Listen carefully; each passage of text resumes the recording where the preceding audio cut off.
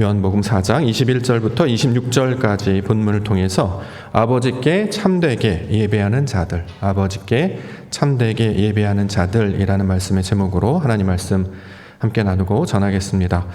오늘 본문에서 예수님은 예배에 관하여 말씀하고 있습니다. 예배가 무엇일까요? 예배는 도대체 어떻게 하는 것일까요? 자, 이것을 사람들이 제대로 잘 알고 있지 못하고 있었기 때문에 예수님께서는 예배가 무엇인지, 어떻게 하는 것이 예배인지를 다시 한번 가르쳐 주고 있는 것입니다. 사람들이 이제 생각해오는 예배라는 게 있었잖아요. 그렇죠? 사람들이 생각하는 예배는 어떤 것인가? 기존에 있었던 사람들이 생각하는 예배는 어떤 특정한 장소에 나아가서 자신이 여기 있습니다, 이렇게 자신을 내어 보이는 것, 어떤 특정한 장소로 나가서 나를 이렇게 드러내 보이는 것을 예배의 개념들로 알고 있었습니다. 그 근거가 출애굽기 23장 17절에 나와 있는데요. 내 모든 남자는 매년 3번씩 주 여호와께 보일지니라. 하나님이 주신 말씀으로 매년 3번씩 여호와께 보이라. 이 예배잖아요. 그래서 그들은 하나님께 보이기 위해서 하나님 앞에 나아갔습니다. 그래서 사람들은 절기 때마다 예루살렘 성전에 올라갔다 왔습니다. 자신들을 하나님 앞에 보이는 것이죠. 지금도 중동 지역에서 가끔씩 그런 화면들 아마 보실 경험이 있을 텐데요. 성지순례하는 모습들 보고 계시죠? 성지순례하고 사람들이 많이 모여서 탑을 이렇게 막 돌고 여러 모양인데 사람들이 많이 몰려 있는 거 있지 않습니까? 뭐 하는 것이냐면 예배 드리는 것입니다. 그들의 말씀에, 율법에 그걸 강조하고 있기 때문에 그것을 사람들은 예배로 생각하고 있어 왔다는 거죠. 자, 이 예배를 하기 위해서 조건이 좀 필요한데요. 조건은 뭐냐면 성전, 또 남자, 이 두 가지 조건을 만족해야 합니다. 성전으로 나아가야 예배를 드릴 수 있게 된다는 거죠. 왜냐하면 성전에 뭐가 있습니까? 사람들은 성전을 딱 생각하면 뭐를 생각하냐면 제단을 생각해요. 가서 이제 희생 제사를 드릴 수 있기 때문에 예배는 거기로 나아가야 드릴 수 있는 것이다. 우리 이제 전통적인 우리 이제 유교 전통에 따르면 제사상이 있는 곳 또는 종갓집, 거길 가야 이제 제사를 드리는 것과 같은 개념이 되겠죠. 그래서 성전으로 나아가야 된다. 자, 이것들이 그들이 가지고 있는 예배의 조건입니다. 또 하나는 남자들만이 참여할 수 있었습니다. 유대인들은 남자들이 말씀을 들을 수 있는 권리를 갖고 있죠. 그래서 회당에 나아가서 말씀을 듣는 것은 남자들만이 할 수 있었던 것입니다. 지금도 유대인들은 성인식, 성년식이라고 하면서 만 13세가 되면 성인식을 치르고 있습니다. 이 성인식을 치르고 나면 할 수 있는 게 뭐냐면 말씀을 들을 수 있는 권리를 주는 거예요. 그 이전에는 어린아이라고 생각하기 때문에 말씀을 들을 수 있는 자리에 초청하지 않습니다. 그래서 바르 미츠바, 이제 이걸 성년식이라고 이제 해석을 하는데 말씀을 듣는 아들, 이런 뜻입니다. 그래서 그때서부터는 이제 소위 말해서 말씀을 듣게 되는 거죠. 우리로 따지면 이제 학교 가기 시작했다, 이제 아마 그런 의미로 받을 수 있을 것입니다. 이렇게 말씀을 듣는 자가 되면, 말씀을 들을 수 있는 권한을 가진 자가 되면 어른이라고 이야기하고 비로소 카운트를 하기 시작해요. 이제 보통 우리 성경에 보면 1명, 2명, 인구가 몇 명인지 세잖아요. 그렇죠? 그래서 전쟁에 나갈 수 있는 조건이 된다거나 그래서 보통 20세 이상 계수할 때 20살로 해놓거나 또는 이 말씀을 들을 수 있는 자격부터 이제 소위 말하는 사람 구실을 한다 해서 이제 1명, 2명이 센다는 거죠. 그 전에는 세지도 않는 그런 상태였습니다. 그렇기 때문에 예배를 드릴 수 있다라고 하는 것은 성전에 나아가 내가 제사에 참여할 수 있는 것뿐만 아니라 하나님을 만날 수 있는 것이고 하나님의 백성이 되는 것이고 소위 말해 어른이 된다, 성인이 된다라는 생각을 가지고 있기 때문에 그들은 예배 드리는 것을 매우 자랑스럽고 기쁘게 여겼던 것입니다. 자, 그러면 지금 우리가 드리고 있는 예배도 좀 비슷하죠. 예배 드린다 그러면 우리는 어떻게 합니까? 어디 가요? 교회 갑니다. 그렇죠? 교회에 가서 거기서 예배를 드립니다. 왜 교회를 갈까요? 온라인 예배를 우리가 드리긴 했습니다만 원래는 교회에 가죠. 왜 교회를 합니까? 제단이 있기 때문입니다. 제단. 희생 제사를 드릴 수 있는 거. 근데 우리는 지금 양이나 소를 잡아 드리지 않고 그걸 대신해서 헌금이라는 모양으로 이제 이렇게 드리게 되는 거죠. 또는 자신을 이렇게 제물로 드린다 하여서 성전, 교회에 나아갑니다. 또 하나는 말씀을 들을 수 있기 때문에 이제 교회를 가는 거죠. 세상에서는 말씀을 설명하는 데가 없잖아요. 하나님의 복음을 선포하는 장소가 없습니다. 오직 교회에서만 말씀을 증거하고 전하고 있기 때문에 이렇게 헌금을 드리고 말씀을 드릴 수 있기 때문에 교회에 나가는 것입니다. 그래서 이제 교회에 나가는 것을 가지고 우리는 예배를 드린다. 이것이 바로 예배다. 이 정도 우리가 지금 알고 있는 것이죠. 자, 그런데 그러한 상태 가운데 있는 자들에게 참된 예배가 무엇인지를 지금 본문에서 예수님이 가르쳐주고 있는 것입니다. 본인들은 예배라고 생각했어요. 그런데 예수님 뭐예요? 조금 더 나아가야 된다는 거죠. 마치 제자들이 기도를 모르고 있지 않았거든요. 그 당시에 이제 유행했던 기도 알고 있었어요. 그런데 예수님한테 그렇게 얘기하잖아요. 우리도 기도를 좀 가르쳐 주세요. 그랬더니 예수님께서 너희는 이렇게 기도하라 라고 하면서 우리가 외우고 있는 주기도문을 가르쳐 주셨죠. 몰라서였을까요? 아니죠. 자신들은 기도를 하고 있었다라고 생각했는데 하나님께서 기뻐하시는 기도라는 것은 바로 이런 것이야 라고 하면서 예수님께서 이렇게 풀어서 설명해 주셨습니다. 마찬가지로 기도의 개념도 모르고 있었던 자들이 우리가 이제 지난주, 지지난주 사랑의 개념이 무엇인지 믿음의 개념이 무엇인지를 좀 새롭게 해석해서 살펴보았죠. 마찬가지로 우리는 사랑을 알고 있었다라고 생각했습니다. 근데 성경에서 말하는 사랑은 그런 개념이 아니었어요. 우리는 믿음 있다고 생각했습니다. 근데 말씀을 비춰보니까 그건 믿음이 아니었고 그냥 나의 열심, 내 감정적이었다라는 거죠. 성경에서 말하는 믿음은 하나님의 일이 내 안에 이루어지는 모든 과정을 설명하는 것이었기 때문에 이처럼 성경을 통해서 주시는 말씀, 그들이 알고 있었다라고 하는 내용들을 새롭게 해석해 주시고 하나님의 뜻이 무엇인지를 가르쳐주고 있는 내용이 바로 복음서에 관한 해당되는 내용이 되고 있습니다. 그래서 오늘 본문에서 예수님은 참된 예배가 무엇인지, 아버지께 참되게 예배한다라고 하는 것은 어떤 것인지를 지금 본문을 통해서 설명하고 있는 것입니다. 23절에 나와 있습니다. 23절 말씀 우리 함께 다시 한번 보겠습니다. 한번 같이 읽을까요? 시작. 아버지께 참되게 예배하는 자들은 영과 진리로 예배할 때가 오나니 곧 이때라. 아버지께서는 자기에게 이렇게 예배하는 자들을 찾으시느니라. 자, 장소, 특정 장소에 나아가서 어떤 남자라는 조건을 가져야 예배라고 생각했는데 예수님이 말씀하시는 예배는 뭡니까? 영과 진리로 예배하는 것이다. 또 하나가 있네요. 자기 이렇게 예배하는 자들을 찾으신다.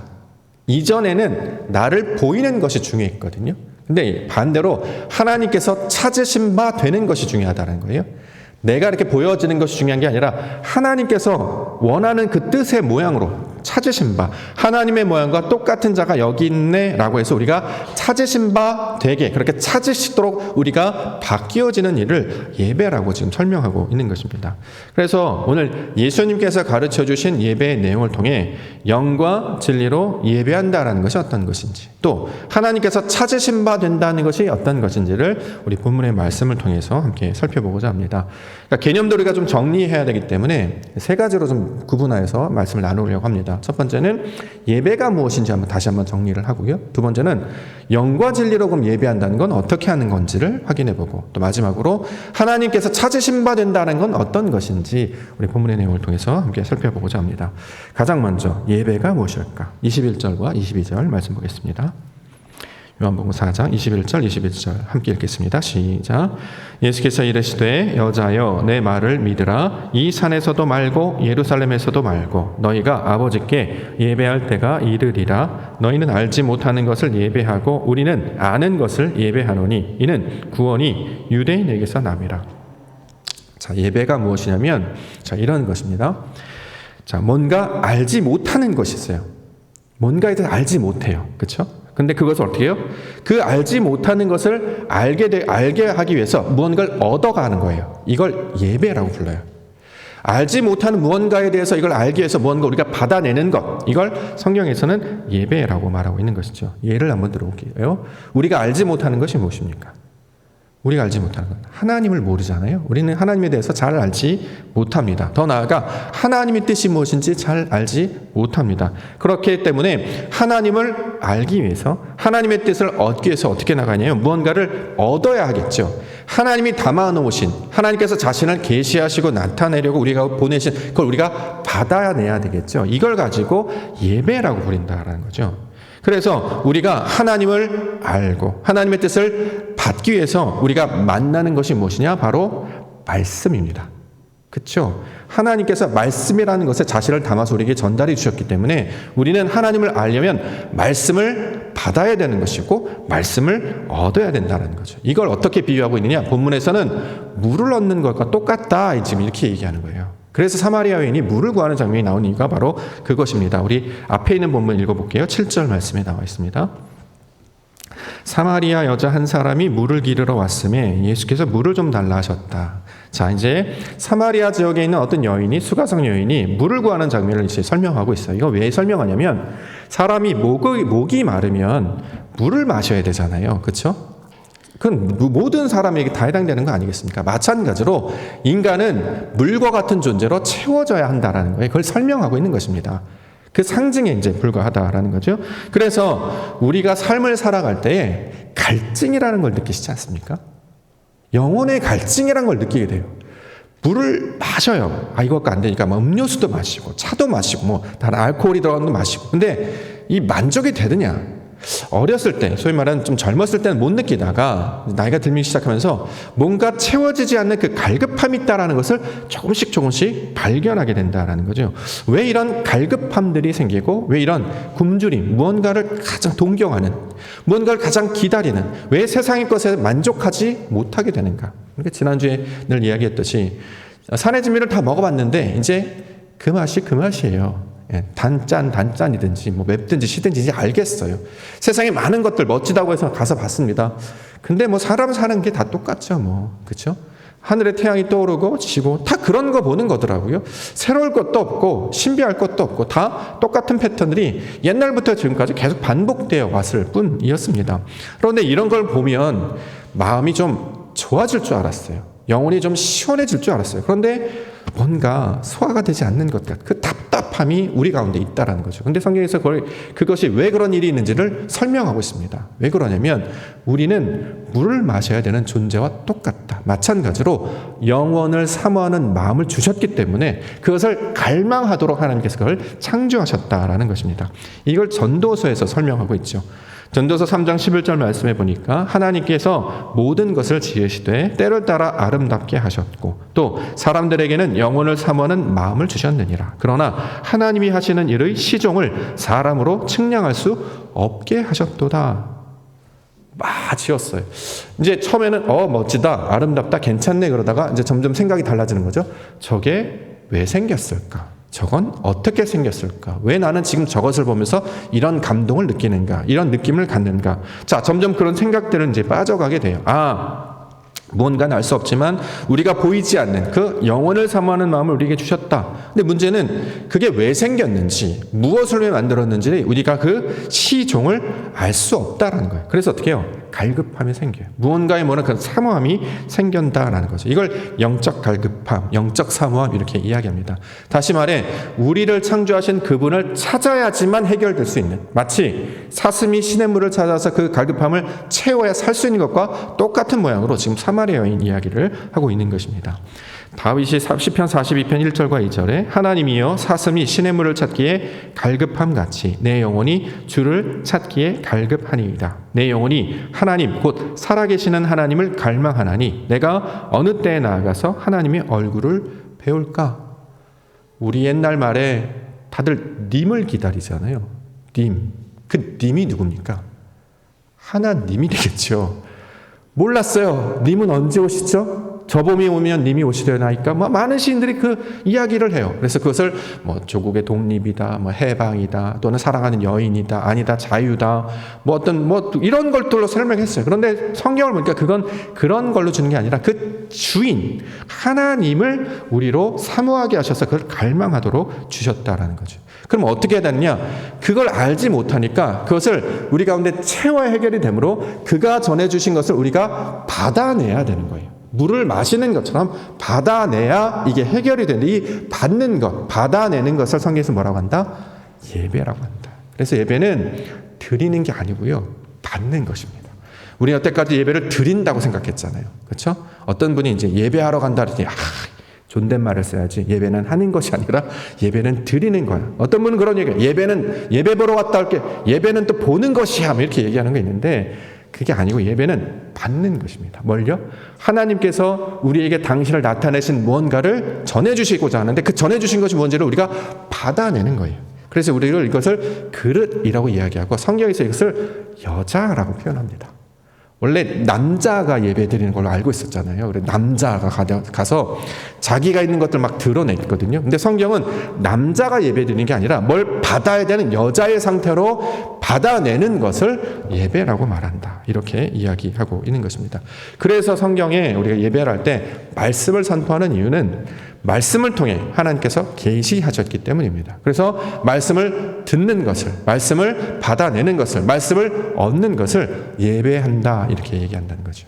그러니까 잘 듣는 게 중요하죠. 성경에서 이제 듣는다라는 표현도 샤마라는 말씀을 하는데 그 말씀을 내게 마음에 새기는 거예요. 귀를 쫑긋이 해서 하나님의 말씀을 막 들어요. 근데 처음에 이게 뭔지 몰라요. 어렸을 때부터 성경 말씀을 많이 들어왔지만 이게 뭔지 모르지만 놀랍게도요. 그 말씀이 우리 안에 차곡차곡 쌓이지 않습니까? 그럼 이게 뭐가 됩니까? 호흡이 되고 생명이 되어서 작동하게 하시는 거예요. 그러면 예배를 드리고 나면 솔직히 그렇죠? 그래도 예배를 드리고 나면 뭔가 시원함이 있지 않습니까? 주일 빠지면 찝찝하시죠? 잘못해서 그런 게 아니라 이 배고파서 그러는 거예요. 보고 싶어야 풀리잖아요. 사랑하는 사람 만나야 그게 좀 해결되지 않습니까? 근데 교회가 뭐 이렇게 바쁜 일이 있거나 어디 특별한 계획 때문에 이제 다른 일을 하실 수도 있죠. 근데 그러고 난 마음이 막 불편해. 왜 그러냐면 죄를 졌어. 어떻게 주의 성수를 어길 수 있는가? 그런 얘기를 하는 게 아니라 그 보고 싶음이, 그 채워짐이 부족하기 때문에 그런 마음이 우리 가운데 채워지고 있습니다. 예배는 어떻게 해요? 받는 것이다. 많이 받으시는 우리 믿음의 성도님들 되시기를 원합니다. 기도하는 말씀으로도 우리 김지은 집사님이 기도하시는 내용도 받고 또 우리 권사님들 찬양도 듣고 받고 또 저의 목소리를 통해서 받고 옆에 있는 분들 통해서 그 눈빛, 그 어떤 분위기, 어떤 풍경 이 모든 것이 다 당신의 계시를 나타내는 거예요. 어떻게 하든지 막 전해주시려고 애쓰는데 우리가 잘 못 알아듣으니까 이걸 부어주시려고 한다는 거죠. 그래서 예배는 하나님이 주신 선물로 보통 설명을 합니다. 우리에게 보여주시는 거예요. 원래 예배는 우리가 준비해서 하나님께 드리는 게 아니고 하나님이 만들어 오신 잔치에 우리가 초대를 받는 거잖아요. 그래서 받으라는 거예요. 이거 얼마나 큰 선물입니까? 얼마나 큰 축복입니까? 여러분들 잘 오신 줄 믿습니다. 하나님이 주신 그 VVIP를 받는 거예요. 그럼 영혼이 채워져요. 그럼 어떻게 되냐? 살아난다는 거죠. 분명히 성경은 하나님을 가리켜서 살아계신 하나님이라고 얘기했잖아요. 이건 우리도 살아야 되지 않겠습니까? 인생이 대부분 그래요. 지옥 같다. 사는 게 아니야. 내가 어떻게 사는지도 모르겠다. 왜 이렇게 답답해? 숨이 막혀? 이렇게 얘기한다는 거죠. 왜 그러냐? 하나님을 만나도록 그렇게 우리를 지으셨어요. 근데 하나님을 만나잖아요. 그럼 어떤 마음이 되냐? 마음이 시원해지는 역사가 나타난다는 거죠. 그 은혜의 역사를 말씀을 통해 예배를 통해 경험하시는 우리 성도님들 되시기를 원합니다. 자, 예배가 뭐예요? 받는 것이에요. 어떻게 예배를 한다? 본문에 보니까 영과 진리로 예배한다 이렇게 얘기해요. 24절 보겠습니다. 함께 읽을까요? 시작.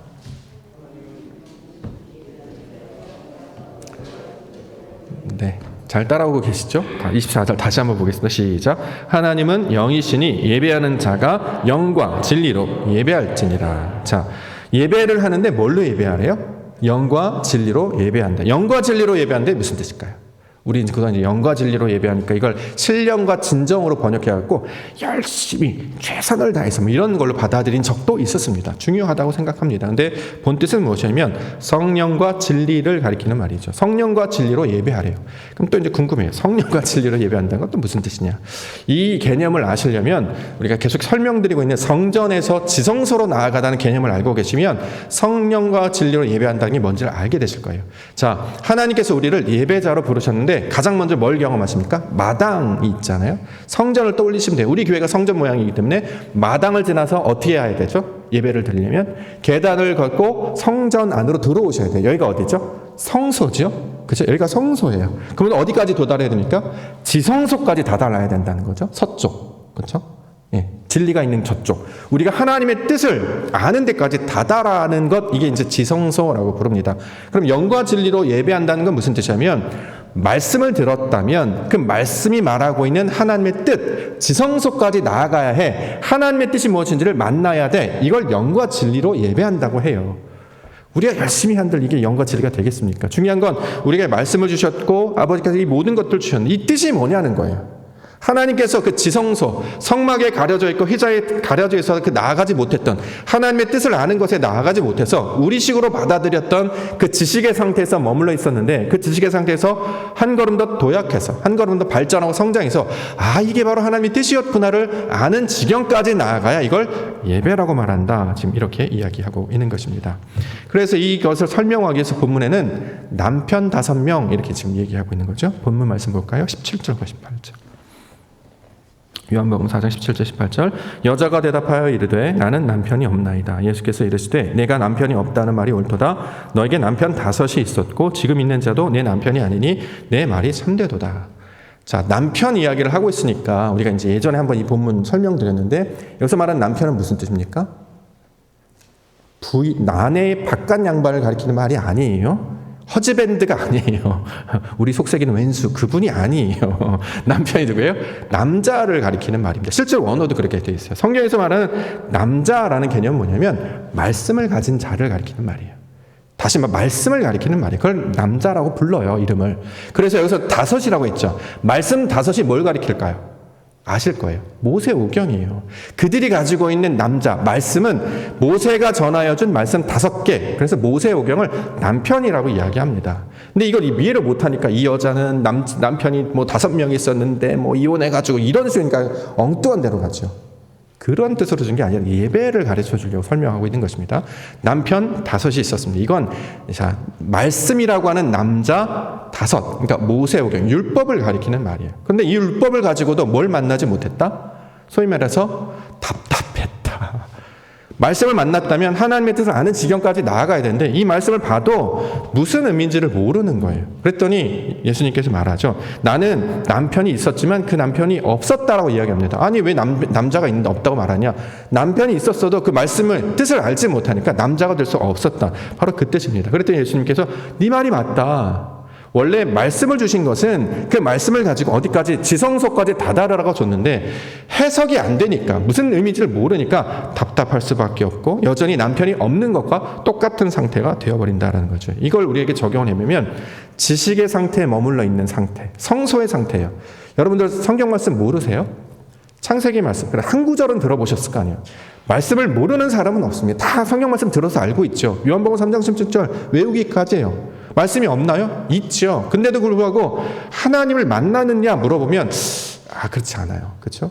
삶을 돌아보면 여전히 우리는 답답함이 있고요. 뭔가 이렇게 막힘이 있고 여전히 갈증들이 있어요. 왜 그러냐면 말씀을 통해서 하나님을 진정으로 만났다면 참 자유와 평강과 안식을 누리게 될 것입니다. 근데 그가 나에게 그 지식이 나에게 진리로 다가오지 않기 때문에 하나님의 뜻으로 다가오지 않기 때문에 세상 이야기처럼 들리기 때문에 아무런 생명도 없는 호흡도 없는 말씀으로 머물러 있다 보니까 그것이 시원하지 않게 된다라는 거죠. 그러므로 성령과 진리로 예배한다라고 하는 것은 하나님이 주신 그 말씀의 의도, 뜻이 무엇인지를 알아서 하나님께서 말씀하신 그 지성소의 상태, 하나님의 뜻을 아는 그 지경까지 나아가는 것이 예배다 이렇게 이야기하고 있는 것이죠.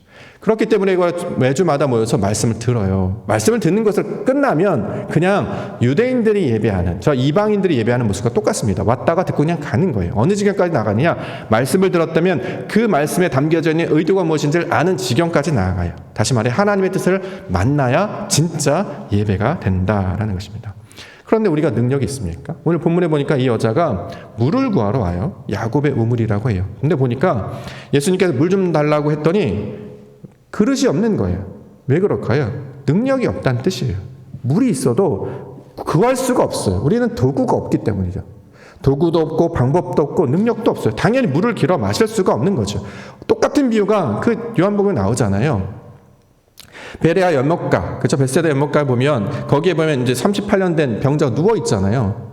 저 물에 들어가기만 하면 날 구원해 준다는데 아무도 날 넣어주는 사람이 없습니다. 그거 똑같은 상태라는 거예요. 우리는 우리 스스로 구원에 다다를 수 없어요. 누구를 만나야 됩니까? 남자를 만나야 되는 거예요. 남자가 왜요? 말씀을 가진 자를 남자라고 부른다라는 것이죠. 그래서 말씀하시는 것이 바로 메시아, 그리스도 이 이야기가 나오는 이유가 바로 거기에 있습니다. 25절, 26절. 여자가 이르되 메시아 곧 그리스도라 하는 이가 오실 줄을 내가 아노니 그가 오시면 모든 것을 우리에게 알려주시리이다. 예수께서 이르시되 내가 말하는 내가 그라 하시니라. 자, 메시아라고 하고 이걸 다른 말로 헬라어로는 그리스도라고 이제 이야기합니다. 메시아가 무슨 뜻입니까? 그래서 말하는 메시아, 그리스도는 기름 부음 받은 자라는 뜻이잖아요. 다시 말해 하나님의 뜻이 무엇인지를 아는 것을 가리키고 있는 말입니다. 자, 하나님의 뜻을 아는 자, 다시 말해 진리를 아는 자를 가리켜서 메시아 또는 그리스도라고 본다는 거죠. 성경에서 하나님의 뜻을 아는 자가 누굽니까? 누구죠? 예수예요. 예수님밖에 없었다는 거예요. 그래서 예수님밖에 하나님의 뜻을 알지 못하고 다른 사람들, 수많은 서기관들, 바리새인들, 제사장들, 수많은 사람들이 말씀은 다 가지고 있었으나 정작 뜻은 모르고 진리는 모르고 그냥 말씀을 지식으로만 갖고 있었다. 근데 우리 가운데 오셔서 그 말씀의 뜻을 해석해 주시고 번역해 주시고 하나님의 뜻은 바로 이런 거야 라고 설명해 주신 분이 있는데 그분이 바로 예수 그리스도시다. 그래서 사도 바울은 그를 가리켜서 뭐라고 부르냐? 독생자 이렇게 부른다는 거죠. 요한복음 3장 16절 하나님의 세상을 이처럼 사랑하라 독생자를 주셨으니 이는 그를 믿는 자마다 멸망하지 않고 영생을 얻게 하려 하신다. 독생자를 주셨다 이렇게 얘기하니까 이제 번역을 그렇게 했더니 사람들이 외아들로도 해석을 해요. 예수님이 아들이 한 명이란 뜻이잖아요. 근데 형제가 없었습니까? 있었어요. 형제를 나중에 나오잖아요. 십자가 달려 죽을 때 형제를 딱 등장하잖아요. 여기서 말하는 외아들, 사람이 생각하는 그런 말이 아니고 여기서 말하는 독생자는 하나의 진리를 가진 자, 그래서 이 진리를 전하여 줄 수 있는 자, 다시 말해 말씀을 가지고 하나님의 뜻을 알고 그 말씀을 가지고 전하여 줄 수 있는 자를 가리켜서 독생자라고 번역을 하고 그렇게 받고 있는 것입니다. 이걸 성경에서 뭐라고 얘기하냐? 그를 가리켜서 남자다 이렇게 부른다는 거죠. 우리 이제 세상 살면서 그런 말씀 들어보셨죠? 남자다, 상남자야. 그게 왜 있는 줄 아세요? 우리는 남자다 이러면 멋있는 사람, 힘 있는 사람, 능력 있는 사람, 터프한 사람 이런 사람 보면 남자다 이러잖아요. 성경은 그런 의미로 준 게 아니에요. 성경에서 말하는 남자가 무슨 뜻입니까?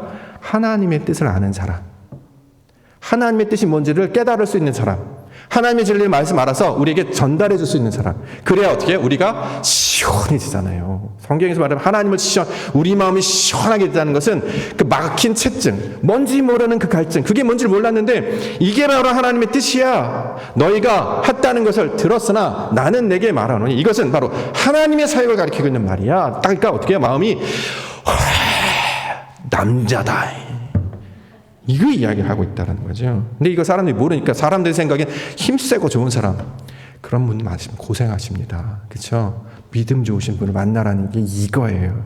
하나님의 마음을 알아서 누가 주의 마음을 기쁘게 하겠느냐? 하나님의 마음을 알아서 그 진리를 깨달으니 하나님의 뜻을 아니 어찌 우리 마음을 시원하지 아니하겠느냐? 그 이야기를 지금 하고 있다는 거죠. 그래서 진짜 남자 예수를 만난 자가 되어야, 그래야 바로 이것을 예배라고 말하는 거예요. 성경에서 그 남자를 뭐라고 하냐? 메시아, 그리스도, 독생자 이렇게 이야기한다는 거죠. 왜요? 우리도 그러한 자가 되게 하시기 위해서 이걸 표현하는 것입니다. 자, 원래 남자가 몰랐을 때는 그냥 여자, 많이 뭔가 있었는데 못 만난 상태였잖아요. 이걸 이불이라고 이야기하고 지난주에 말씀을 만났어요. 그러면 하나님의 호흡과 진리의 말씀 내 안에 들어왔기 때문에 그걸 히브리라고 부른다고 했죠. 이걸 히브리서라고 부르고 아브라함이 되고 요나가 요한이 되는 것이고 하나님의 호흡이 내 안에 들어왔어요. 그 호흡은 생명, 말씀이라는 뜻이잖아요. 진리, 하나님의 뜻을 아니까 그러면 어떻게 해요? 참 자유예요. 진짜 남자를 만나는 자는 여자를 자유케 합니다. 믿으십니까? 네. 아멘 주겠습니다. 이게 진리가 녹아져 있는 거예요. 이게 다른 이야기하는 게 아니라 세상의 이야기와 성경 이야기가 똑같습니다. 그래서 진리를 만나는 자, 그리스도를 만나라 이렇게 이야기하고 있는 것이죠. 그래서 예수님이 뭐라고 말합니까? 내가 주는 물을 마시는 자는 목마르지 아니할 것이다. 요한복음 4장 14절 보겠습니다. 요한복음 4장 14절 시작. 내가 주는 물을 마시는 자는 영원히 목마르지 아니하리니 내가 주는 물은 그 속에서 영생하도록 솟아나는 샘물이 되리라. 자, 예수님이 주시는 물을 마셔야 된다는 거죠. 진짜 남자가 주는 그 진리를 받아야 된다는 거죠. 그 말씀, 그 씨를 받아야, 그래야 이걸 예배라고 말한다 이렇게 얘기합니다. 그러면 여태까지는 우리는 유대인처럼 예배를 드리고 있었어요. 남자처럼. 실제로 보니까 말씀이 뭐가 뭔지도 몰라요. 그냥 생물학적인 남자일 뿐이지 진리를 아는 것도 없고 말씀을 깨닫는 것도 없었어요. 흉내만 내는 것이죠. 그렇죠? 근데 오늘 본문에 뭐라고 얘기했냐? 사마리아 여인을 등장시켜서 설명하는 이유는 너희는 말씀을 아는 것 같이 그렇게 사는 마치 외식한 모습으로 살지 말고 말씀을 받아야 하는 사마리아 여인의 모습으로 나아가야 돼. 이걸 가르치고 있는 거예요. 이방인이었잖아요. 그런데 그에게 말씀이 증거됐습니다. 그런데 그에게 그리스도께서 전하는 말씀이 전해졌다는 거죠. 그 말씀을 받는 것이 예배, 이렇게 이야기하고 있는 것이죠. 그러면 우리가 예배를 드릴 때마다, 하나님 만날 때마다 마음의 자세는 뭡니까? 나 다 알아. 나 다 깨달았어. 나 능력 있어. 이거 아니잖아요. 나는 목이 마릅니다. 나는 당신의 사랑이 필요합니다. 그래서 성경에서 우리를 신부, 헵시바, 뷸라 이렇게 부르는 이유는 우리가 바로 말씀을 받아야 되는 그런 존재이기 때문입니다. 그래서 그 말씀을 받는 것, 그리스도께서 전해주신 말씀을 받아내는 것, 그래서 내 마음으로 채워가는 것. 그럼 어떻게 되냐? 시원하게 돼요. 아무 염려와 걱정이 없어지게 된다는 거죠. 그래서 말씀을 못 만났으니까 과부라고 부르는 것이고, 말씀을 못 만났으니까 고아라고 하는 거예요. 그게 다 똑같은 표현 아닙니까? 우리를 그렇게 부르셨다라는 거죠. 아, 이걸 깨달았어요. 이제 하나님 그렇군요. 예배라는 것이 바로 그렇군요. 그냥 모양만 흉내내는 것인 줄 알았는데 하나님 주신 말씀이 그 담겨진 뜻이 무엇인지 하나님을 발견해서 자꾸 찾고 연습하면 이것이 바로 예배이군요. 이렇게 깨닫게 되는 것을 예배라고 부릅니다. 이걸 다른 표현을 하면 새 부대가 되었다 이렇게 얘기하죠. 새 포도주는 새 부대. 그렇죠? 옛날 포도주는 구약의 말씀을 가리키는 거 아니고 우리는 새로 예수님이 가르쳐 주시는 그 성령의 진리를 담아야 되는 새 부대인 거잖아요. 그렇기 때문에 내가 가진 것, 내가 원래 옳다고 생각했던, 내가 남자라고 착각하고 가지고 있었던 건 다 버리고 예수님이 가르쳐 주신 새 말씀을 나를 채워넣으면 새 부대가 되었다. 이걸 다른 말로 새로운 피조물이 되었다. 이걸 또 다른 말로 새 사람이 되었다. 예, 이걸 우리가 그래서 마리아가 되었다라고 이야기합니다. 그래서 우리가 여자라고 이야기한다는 거죠. 주의 말씀이 우리 가운데 진리의 역사에서 우리가 그 말씀을 잉태하잖아요. 그래서 동정력 가운데 예수가 태어나는 것이죠. 그래서 우리가 말씀을 가지고 성령의 열매를 맺으면 그걸 성령의 열매. 그래서 우리의 입에서 나오는 모든 말이 뭐가 나갑니까? 진리가 나가게 돼요. 그 이전에는 쓰레기만 나갔죠. 예, 배설물만 나왔죠. 욕망, 불평, 사람의 것만 나가는데 하나님의 것을 잘 받아서 약속을 붙들고 그렇습니다. 나는 내가 잘 받겠습니다. 이걸 묵상하고 되새김질하고 그러한 가에서 찾고 그러다 보니까 이걸 깨닫는 순간이 와요. 확 열리죠. 그럼 열매가 맺혀지게 돼요. 그러면 내가 나가 아닌 거예요. 나는 거룩한 신문고예요. 가장 고귀하고 가장 깨끗하고 가장 사랑하시는 하나님. 그래서 그를 가리켜 성경에 사랑받는 자더라 이렇게 얘기하죠. 사랑받는 자 보셨습니까? 얼굴이 뽀송뽀송합니다. 생기가 돌고요. 그렇게 아름다울 수가 없어요. 그래서 예배를 잘 드리고 나면 마음이 시원해지는 거예요. 예배를 잘 드리고 나면 세상 사람 아무것도 찍어 바르지 아니해도 그 얼굴에서는 그 빛, 하나님이 주신 그 진리의 빛을 받기 때문에 너희가 빛이구나, 너희가 향기구나, 너희가 아름다운 예물이구나 이렇게 말씀하고 있다는 거죠. 우리 교회로 적용하면 우리가 옥토이구나. 석천동은 돌 땅 아닙니까? 돌밖에 없는 땅, 진흙밭인데 그 중에 옥토라는 거예요. 왜? 말씀이 뿌려졌기 때문에. 말씀으로 내가 다 깨어지고 하나님의 것으로만 채워지니까 이걸 좋은 땅, 옥토 이렇게 부르고 있는 것이죠. 그렇기 때문에 우리는 어떻게 해야 됩니까? 오늘의 주제, 남자를 만나셔야 합니다. 누구요? 예수 그리스도를 만나셔야 돼요. 그분을 만날 때 진짜 평안이 우리 가운데 전해지기 때문입니다. 그게 삶에 그대로 녹아있는 거예요. 그래서 믿음의 눈이 열린 자들은 세상에서 말하는 그 멋있는 좋은 그걸 따라가지 않고 진리를 깨닫고 있는 거, 하나님을 깨닫고 있는 거, 이걸 쫓아가는 거죠. 그래서 믿음 좋은 사람 만나야 돼 이렇게 부모님들이 설명은 잘 안 되시는데 막 설명하는 이유는 그 이유가 녹아져 있기 때문입니다. 우리가 그렇게 매주마다 주님 주신 말씀을 받아 누릴 때 하나님의 영광과 은혜가 나타나게 될 줄 믿습니다. 그러한 땅을 옥토라고 부르고요, 그러한 땅을 새 예루살렘이라고 부르고, 그러한 땅을 뭐라고 하냐? 에덴이라고 부릅니다.